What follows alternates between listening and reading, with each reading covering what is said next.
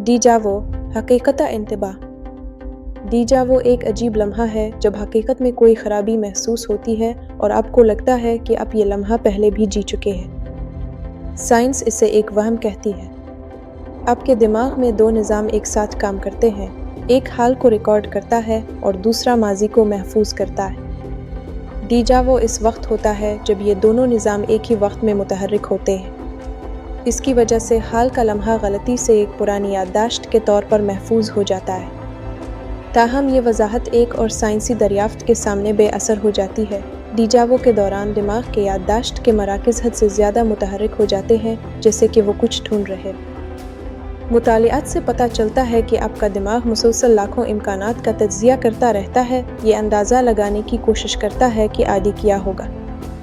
जब उन पेशिन गोइयों में से कोई हकीकत से बिल्कुल मेल खाती है तो आपको डीजावो होता है। इसका मतलब है कि ये याददाश्त नहीं बल्कि दुरुस्तगी है। असल खौफ यहाँ से शुरू होता है। मिर्गी के मरीज़ों को दौरा पड़ने से ठीक पहले डीजावो महसूस होता है। ऐसा लगता है जैसे उनका दिमाग खुद हकीकत में एक दरार को महसूस कर रहा हो। बाज़ न्यूरो साइंसदानों का मानना है कि डीजावो दरअसल दिमाग का वो तरीक़ा हो सकता है जिससे वो इदराक में आने वाली ख़राबियों को पकड़ता है।